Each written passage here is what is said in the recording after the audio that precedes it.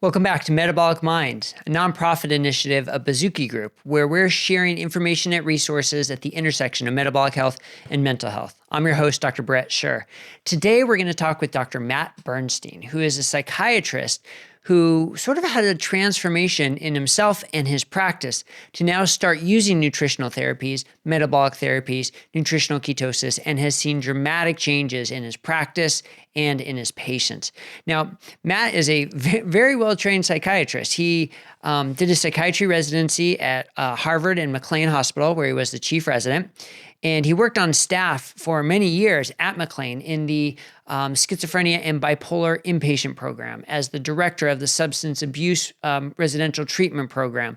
And he has a lot of experience both as what he says in the pharmacology and psychotherapy aspects of psychiatric care, and then transitioned into private practice. And he's now the medical director and psychiatrist at Ellenhorn. And as you'll hear, he's organizing a conference as part of Ellenhorn, and really has tried to focus on sort of alternative therapies beyond the traditional psychiatric care. And as part of that, he's used metabolic therapies, nutritional ketosis, and as I said, has really sort of transformed his practice. So I really like stories like this because it shows the personal nature. Frequently, we hear personal nature from the patient standpoint, but to hear the personal stories from the clinician standpoint is really inspiring. And I hope other clinicians will hear this message and think, I want to try that too, because I want to transform my practice and transform the lives of my patients in a similar way. Before we get to the interview, though, please remember our channel is for informational purposes only. We're not giving group healthcare or medical or individual healthcare or medical advice. Before you change any of your medications or your lifestyle or a treatment for a psychiatric condition, please consult with your healthcare provider. All right, but now let's get on with the interview with Dr. Matt Bernstein. All right, well, Dr. Matt Bernstein, thanks so much for joining us on Metabolic Mind today. Oh, it's my pleasure. Thanks for having me. We've already heard your introduction, so we already know a little bit about you, but tell us in your own words. Tell us more about you and your psychiatry practice and sort of your role as a psychiatrist. Sure. Well, I think the best way to describe me is I'm really a clinician at heart, meaning since I've been trained, I really have dedicated my career to focusing on taking care of clients, individuals, patients, and really doing everything I can to figure out how to improve their lives and improve their functioning. That's the thing that I keep my eye on the most, because that's what people care about the most is, can they get back to functioning at the level that they were before all this happened? So I've really dedicated my life to that. I take care of all kinds of different diagnoses, and I do both medications and therapy and all types of other interventions, whatever we can do to try to get people back to their highest level of functioning. Yeah. Yeah, I like the way you say that, getting people back to their highest level of functioning. And it seems like sometimes psychiatry can be at odds with itself in terms of protection and safety versus highest level of functioning. So I mean, you've seen a lot in your career, right? Working at McLean Hospital, working in the inpatient, the schizophrenia and bipolar inpatient unit, the substance abuse program. I'm sure you've seen some sort of people with very severe illnesses who have not responded well and some who have responded well. So tell us what you think, traditional psychiatry care gets right, what it does well, and where there's a lot of area for improvement where maybe it doesn't do so well. Yeah, it's a great question. I think similar to the rest of medicine, psychiatry is really good at managing acute crises. If someone has a very severe depression and is suicidal, or if they become manic and psychotic, or some other real difficult crisis. We have medications that can stabilize those situations, and other treatments, even things like ECT and TMS. These things can be absolutely life-saving, and that's the kind of work I used to do for many years at McLean on the inpatient unit. And I do feel like we saved a lot of lives with that kind of care. So I think, like medicine, like the rest of medicine, treating pneumonia with antibiotics, really helpful, right? But maybe not as good at treating the chronic conditions that might occur in the medical setting. Psychiatry has that same problem. So, for example, thinking about someone who may have an acute depression, they get stabilized on the inpatient unit, they come back out, and now they're getting outpatient treatment. with medications and maybe psychotherapy. I don't think our treatments generally do a good job at completely getting someone back to the way they were before those episodes. The medications have never really been demonstrated in scientific studies to be really good at getting people back to previous levels of functioning. They've been shown to reduce symptoms, and they're really good at that. But then there's also the problem of side effects, and people end up reaching what I call these plateaus. Yeah, so I'm sure you saw that a lot in your practice, that it must get frustrating when you're really trying to dedicate yourself to helping these people and you see these plateaus, you see them not progressing. And is that part of what sort of stimulated you to start looking for alternative means of care?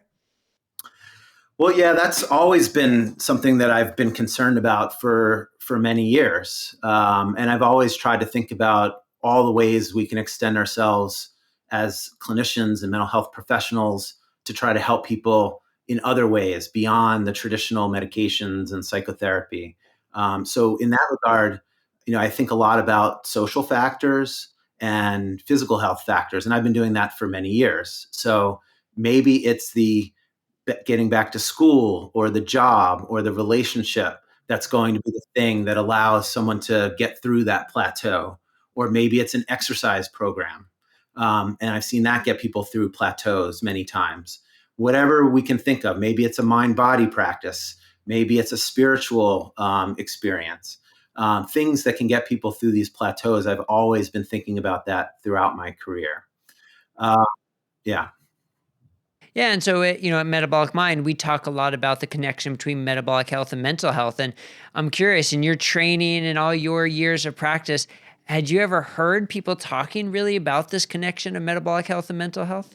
I had, yeah. The first time I was exposed to it was I saw Grand Rounds at McLean Hospital with Dr. Chris Palmer, who I'm sure you know really well. And he talked about some cases of reversing schizoaffective disorder and schizophrenia with a ketogenic diet. And this is about 4 years ago. And some of the cases were absolutely mind blowing to me because he was describing people who had sometimes been psychotic chronically for decades on the strongest antipsychotic medications, still psychotic, and yet he was reversing those symptoms with food. It blew my mind. I couldn't believe it. And I probably wouldn't have completely believed it if I didn't know Chris from residency. We've known each other for 20 years. And I know he's a really good clinician and he wouldn't be talking about cases if it wasn't a genuine thing that was happening.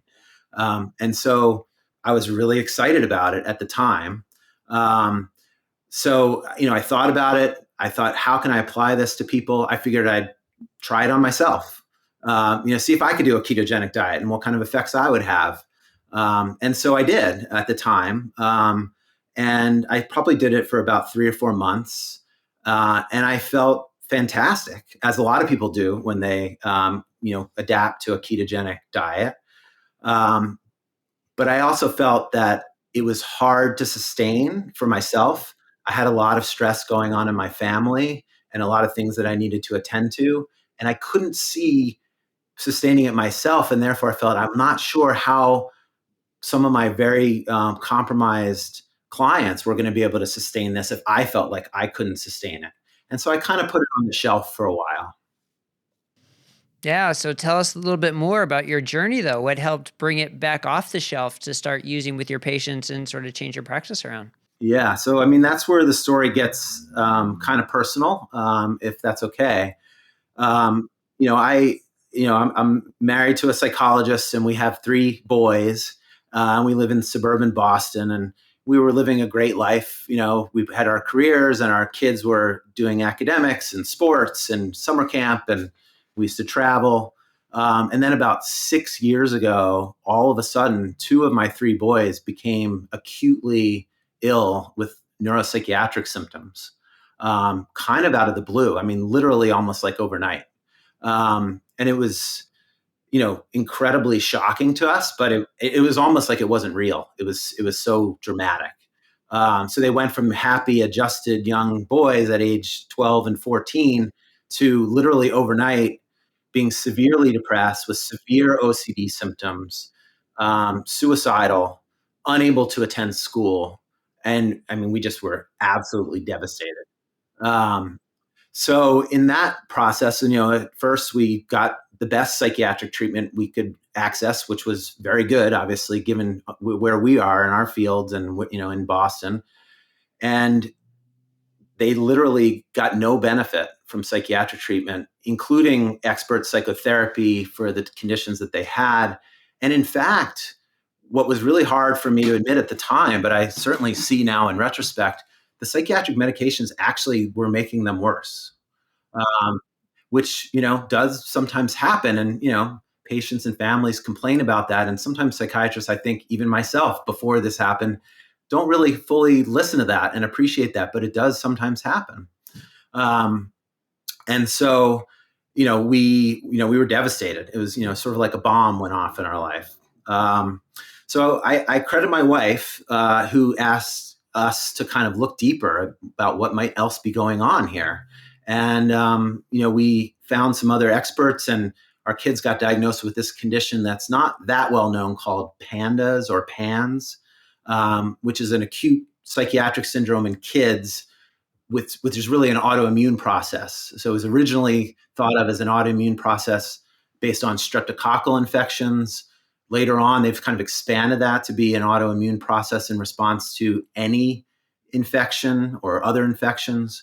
And both our kids were diagnosed with that based on lab work and by some experts, and they got treatments for that. And unfortunately, even those treatments didn't help them. So we're really stuck at this point. And very fortunately, I was able to learn a lot myself and go to a bunch of conferences and meet some of the people in this world. And we were able to access some experts that are really outside of the mainstream of medicine. I would say people in the functional medicine world, the environmental medicine world, people who apply systems biology perspectives to complex chronic situations and understand the science behind all of that, and sometimes can come up with really helpful treatments that are really quite outside the mainstream of medicine. And we felt very lucky that we were able to access all of that, and we got a lot of help. Um, but then I started turning to, what about my patients? I started thinking about my own patients and all the other people with psychiatric conditions that weren't getting better, who are, on psychiatric units or in outpatient clinics and, weren't improving. And I was thinking to myself, how many of them had infections or autoimmune processes or, toxicities or metabolic disturbances underlying all of that, hormonal imbalances, all of these possible things that can affect things that look just like a psychiatric condition. There's a lot of evidence in the literature that many people do in fact have those things if you go looking for them very deeply, but it's not really the common practice in psychiatry to look deeply for those things. So Yeah. I Yeah. I sort of mean, I can only, so sorry to interrupt, but I can only imagine how helpless and frustrated you were going through this process. And here, with all your resources and all your knowledge, to have a hard time finding a treatment for your kids and to just sort of helplessly watch. But then to realize, what about all these patients who don't have the resources, who don't have the knowledge, who don't have the same starting point that you have? It's even harder for them. So I can imagine you probably felt a bit of responsibility, or a bit of a, like, you have to step up and do this. So how was that transition for you? Yeah, that's very perceptive of you. Absolutely. I mean, we were so in our own crisis for a number of years that I really couldn't think about applying these things to my own clients and patients. But I always knew in my mind, I sort of knew that as we started making progress and I had more resources myself to dedicate towards other people, that I was vowing to do that. That that was going to be something that I was going to take out of all of this traumatic experience that our family went through. That I need to make something of this. So that was always in my mind. And then in the last couple of years, we have made enough progress that I felt like I have the opportunity to apply all of this in my own life for myself and for my own patients, that it's not just all about what I can find for my kids. Right. Well, so initially you said your initial experience with ketosis was very good in the beginning. You started feeling really good, but had a hard time maintaining it. So fast forward now to working with your patients and the role that nutritional ketosis has played for you as a clinician and what you see now about the sustainability of it as a medical treatment. Yeah, that's also a great question. So, part of this process is, I was just kept learning and learning, and I was learning a lot about things in the longevity and health span literature, and a lot of the things I was learning there included things like intermittent fasting, and the mechanisms by which those processes work, things like autophagy and reducing insulin resistance and helping with some metabolic switching, metabolic flexibility. And I started thinking that there's a huge overlap there with what I learned from Dr. Palmer about ketogenic diets. And there's incredible, essentially, a lot of these mechanisms are pretty much the same. It's about activating these cellular pathways that are about survival and hormesis and improving the health of all the cells. And so the key insight that I feel like I had for myself was when I realized that ketones and ketosis, it's not just about an alternative fuel source for the brain, which it certainly is. And for some people, I think that gives some immediate benefit. But it's really about this cascade of signaling that occurs from ketones that causes all these other things to occur that we know are good for the brain and good for overall health.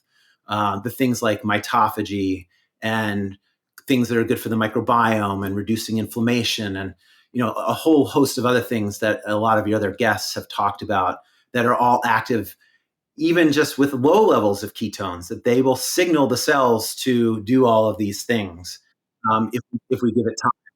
So you did the research, you had the knowledge, but sometimes there's still that barrier of trying it with your first patient. Like, can I really do this? Am I putting myself or my patient at risk? What's going to happen? Did you have some of those feelings for starting it? I did. I knew it wasn't really high risk based on my research. I could tell that this was safe, and not only safe, it's almost like the opposite of the treatments that I usually give and the medications I usually prescribe. The side effects are all positive. These are all the side effects of this are things that are good for one's overall health. And so I felt very confident in the safety part. My biggest concern was actually just, sustainability and viability. Can I get people to do this? How can I get people to do this? And again, I sort of experimented on myself to try to come up with a program that I felt like most people could easily do. And what I came up with in for myself, and when I started applying to patients, is this idea of starting with trying to eat as healthy as possible, as many fruits and vegetables and whole foods, maybe not the high sugar fruits, healthy proteins, healthy fats, and then thinking about doing some intermittent fasting. So I started myself doing some 16/8 intermittent fasting. Occasionally I would do some longer fasts. And I could see myself, my metabolism was improving tremendously. I was losing weight. I was building muscle. I was able to do way more in my workouts and in my sports than I ever could do. So I could tell this is really powerful for a small amount of effort for me. And then I thought, well, maybe that's the trick, is let's start with something that's low effort or fairly easy to accomplish, maybe even something that makes someone's life a little easier, that will give them some immediate benefit, and that will spark the interest to maybe go further and do more. So that was kind of my reasoning. And generally, that's what I do. I start people on some 16/8 fasting.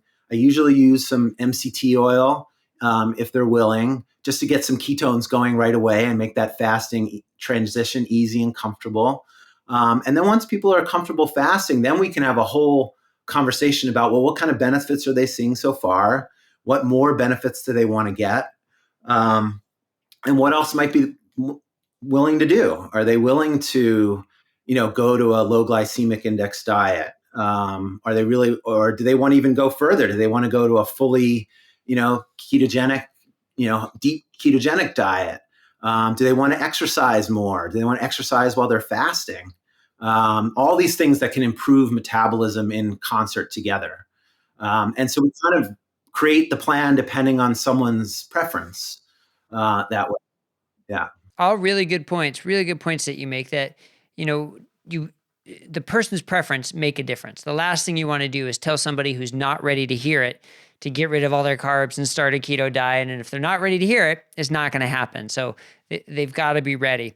Yeah. So I think that's a really good point, and sort of the stepwise approach to maybe go slower and sort of ease them into it as they adjust, I think can also be a good approach, especially in certain patient populations, which, people who have disruptions of their neurocognitive ability are probably going to have a little bit harder time than just someone who's thinking more clearly and completely revamping their diet. So have you found that as a particular challenge, or maybe in some, other way, an opportunity to help people? It is a challenge. I mean, yeah, that was my whole orientation from the beginning, was how can I come up with something that, people who are already stressed and already having trouble with their mood and their anxiety and their cognition, something that people can actually wrap their minds around and feel like they can do and sign up for. I don't want to give people a plan that they feel like they're going to fail at and have yet another failure. And so I'm always trying to meet the person with a plan that they feel they can do. And what I find is something like 16/8 fasting generally makes people's life easier, not harder. They don't have to shop and cook and clean up for one of the meals per day. Instead, they're just having, maybe some MCT oil instead. So if that's all they want to do to start, maybe that's all we'll start with. And some people don't want to eat a lot of vegetables and whole foods and healthy proteins and fats. They just can't do that. And we'll find a way to get to metabolic improvement without that. But I really encourage people to do that because I think the benefits are, accrue even faster when one does that. Yeah, and it's clear you've had some successes. I mean, we recently saw a Bipolar Cast episode hosted by Matt Bernstein and Dr. Ian Campbell with your patient Michael, who is very open about his experience and him working with you and just the tremendous benefits he saw, which he couldn't find in other treatments. He didn't get that type of benefit until he started nutritional ketosis. So tell us your perspective about just some of the things you've seen with this type of nutritional intervention that you've kind of never seen before or never thought you might see as a psychiatrist. I mean, do you have examples of that? I do. I mean, in fact, I have a lot of examples of that. It's been the most powerful intervention, that I've seen in my career. I mean, it's really. Wait, say that again. Say that again. You've used all the medications. You've used every medication out there, psychotherapy. And what did you just say again? It's the most powerful because everyone who's done it has had benefits. I can't say that about any medication. Everyone who has actually gotten some ketones going and done these approaches on a consistent basis has had significant benefits, and some dramatically significant benefits. So, I mean, a couple of examples. I mean, the person you described, he was someone who, not the norm for me, but just wanted to go right into ketosis, and he had the ability to do that pretty much on his own. So that was a little unusual, but he had really dramatic benefits for his mood disorder, his bipolar mood disorder, right off the bat from this. And he's having continued improvements as he goes. I have a couple of other people who had very, very severe suicidal depressions, who had been on every medication in the book, and both of whom had had ECT in the past. And these people both had, and one did jumped right into a ketogenic diet, like a deep ketogenic diet. The other one actually didn't.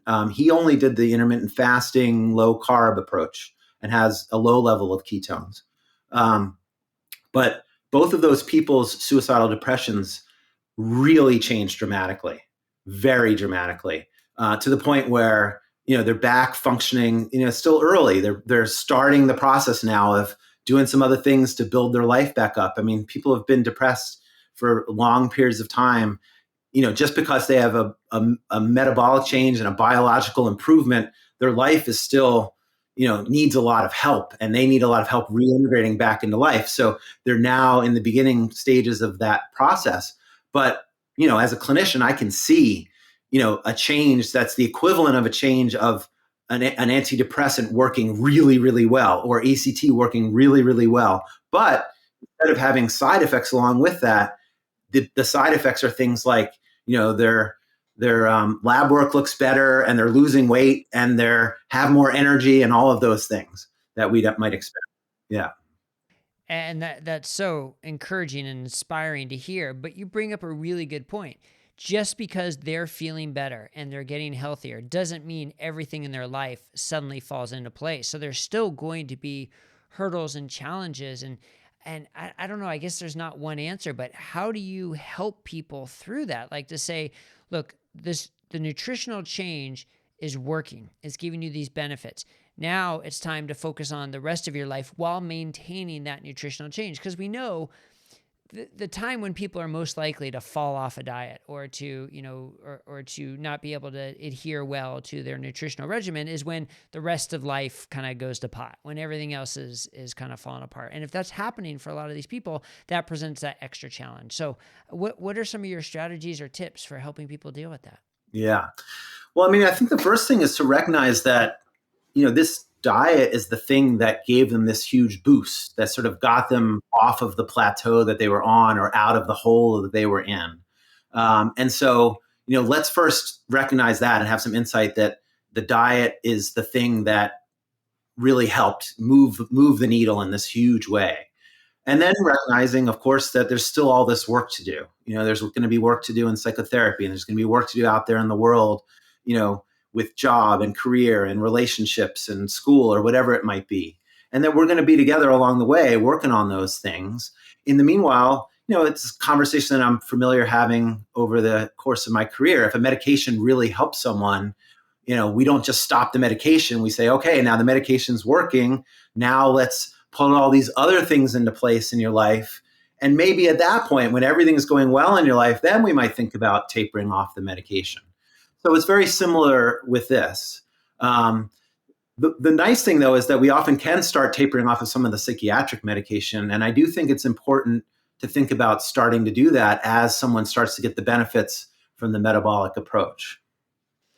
Yeah, so let's talk more about that. Let's talk more about this combination therapy of the nutrition, metabolic intervention, and traditional psychiatric medications, and how they can work together, and how maybe the ketosis can help with weaning off the medications, and how do you approach that? We have an entire video dedicated specifically to this topic, but I'm curious to get your perspective as well about that intersection of medications plus ketosis and the weaning of medications.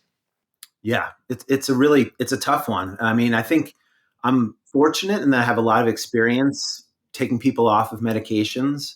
And I do think that, unfortunately, in our field, we don't take people off of medications enough. What I see often, unfortunately, is that people get started on a medication.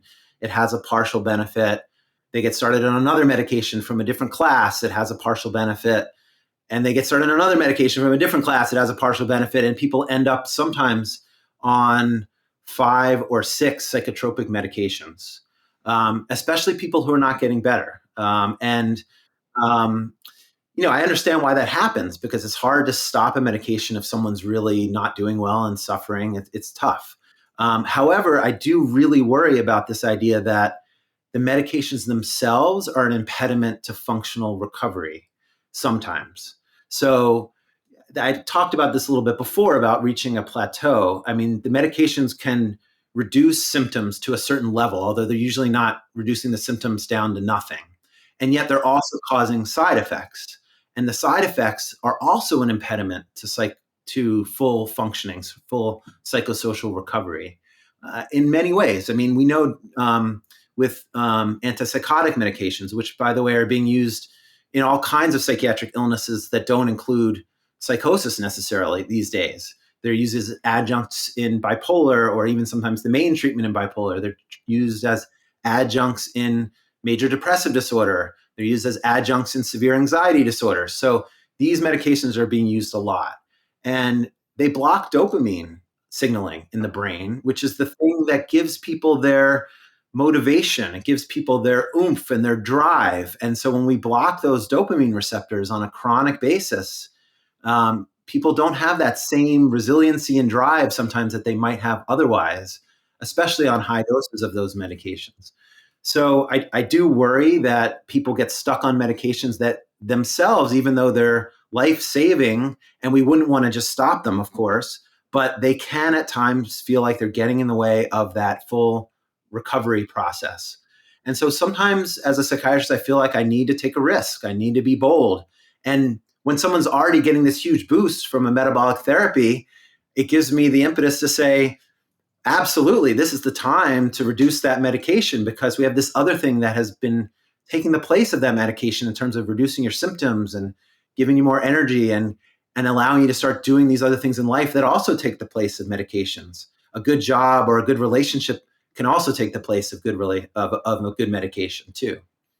Yeah, that's so well said about how it is a therapeutic intervention, just like having a good relationship, getting a job, getting your life back together, and that can help, and that's the time to start to think about tapering medications. But of course, under guidance of someone who does it on a regular basis, someone who knows how to do it like yourself. And I appreciate the way you're saying that it seems risky to do in some situations, especially if they're not doing well, or if they are doing well. Like, are they going to get worse if I taper this medication? And so the sort of the easy out is to say, no, I'll just leave it just in case they're going to get worse, rather than say, well, maybe they're going to get some benefit by tapering it because of the side effects they may be having without getting worse. So doing it in a controlled and safe manner is so important. So would you say that of the patients that you've seen and have started on nutritional ketosis, that when the timing is right and in the right setting, that most or all have been able to taper some of their medications?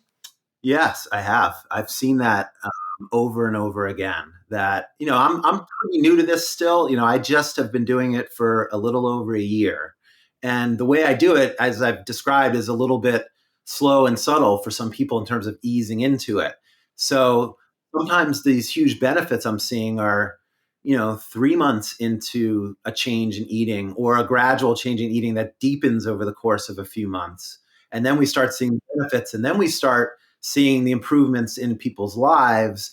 And then we start saying, now it's time to start tapering some medications. But there are certain circumstances where we may have to start tapering medications before we start seeing the improvements in people's lives. Because, the medication themselves, as I said, might be getting in the way of being able to go out and do those things. And that's a hard call, but, I feel that's part of my job as a psychiatrist who's really with someone, that we're going to think about what the risks are together, maybe of lowering medications, and we'll have to, take some risks together. I think we don't take risks enough in medicine in general, that not doing something is also a risk, and we have to think about that too. It's just keeping it the way it is. There's a big risk to that sometimes as well. Right. It seems like there isn't, though. Like, you're not changing anything, so it's not my fault, right? But the act of not changing something is still a conscious act. So very, very important point. Yeah.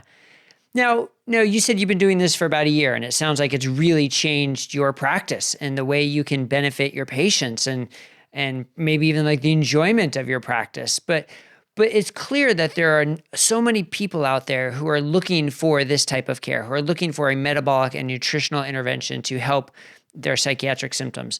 But there just aren't enough clinicians right now, not enough psychiatrists willing to try it. So what advice can you give to your fellow psychiatrists who don't know about this, or have maybe heard about it, or maybe are a little curious about it, across that spectrum?